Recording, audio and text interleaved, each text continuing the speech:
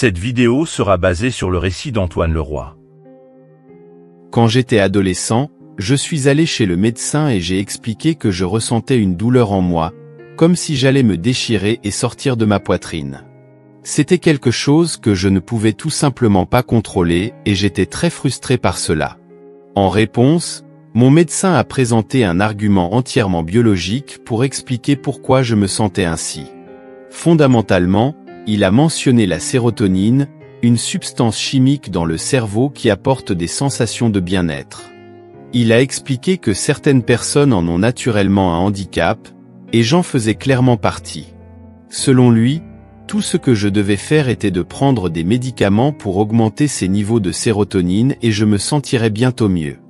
Cependant, même en augmentant la dose des médicaments, la douleur revenait toujours. J'ai passé 13 ans à prendre la dose la plus élevée possible, mais je me sentais toujours déprimé. Cela me rendait totalement frustré, car je ne savais pas quoi faire d'autre. Il suivait les directives, prenait ses médicaments, suivait une thérapie, mais rien ne fonctionnait définitivement. Ce qui m'intriguait le plus, c'était que, chaque année, de plus en plus de cas d'anxiété apparaissaient dans le monde, et de plus en plus de gens étaient dans la même situation que moi.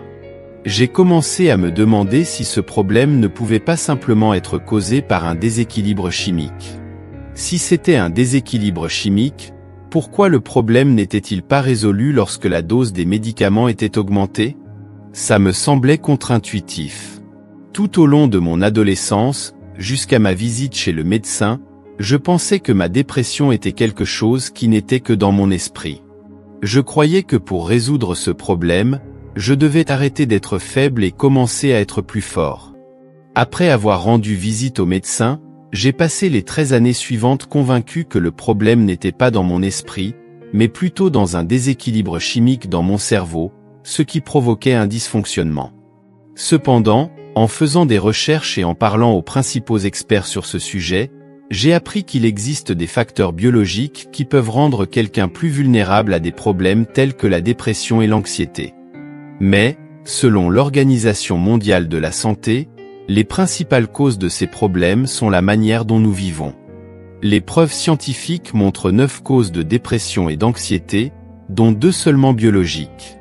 Le reste est lié au milieu social et aux facteurs psychologiques. Notre société est l'une des plus solitaires qui ait jamais existé. Une étude a montré que la réponse la plus courante des Américains à la question de savoir combien d'amis ils ont à qui se tourner en cas de crise est passé de 5 à 0. Ça montre qu'on se sent plus seul de nos jours.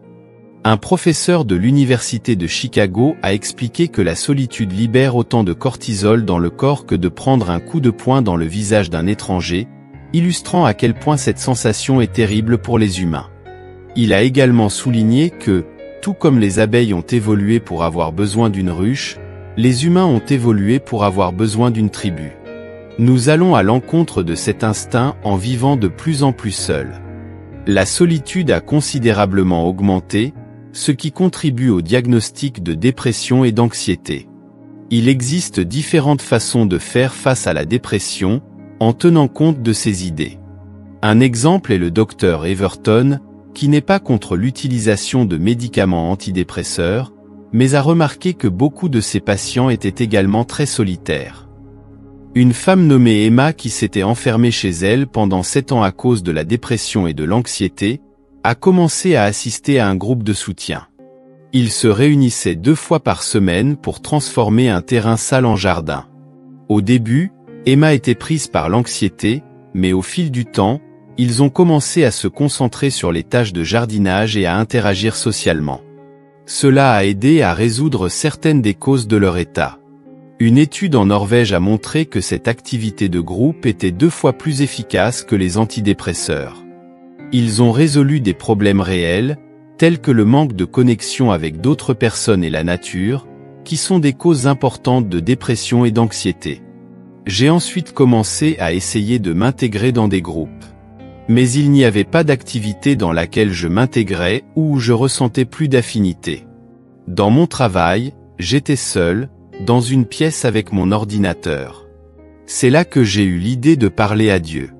J'ai dit à Dieu ce que je ressentais, ce que je ressentais et ce que je voulais ressentir.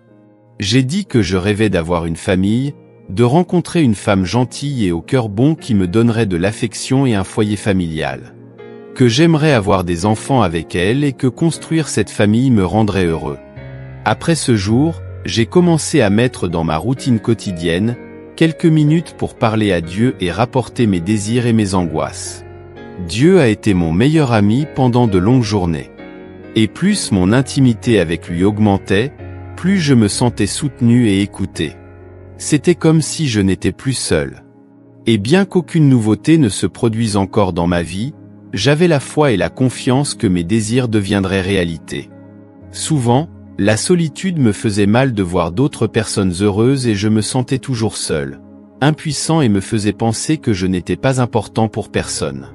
Quand mes larmes coulaient, je demandais à Dieu si c'était vraiment mon destin, s'il ne prévoyait rien de mieux pour ma vie. Pendant des années, j'ai lutté contre l'obscurité de la dépression. Chaque jour semblait une bataille sans fin, une lutte constante contre les pensées sombres qui me hantaient. Un jour, au plus fort du désespoir, je me suis rendu compte que parler à Dieu seul ne suffisait pas à me calmer. J'ai décidé de chercher de l'aide spirituelle où d'autres personnes avaient des problèmes similaires aux miens. Je voulais être plus proche de Dieu. Et quel est le meilleur endroit pour ça? J'ai commencé à fréquenter une église locale et à chercher du réconfort dans la foi.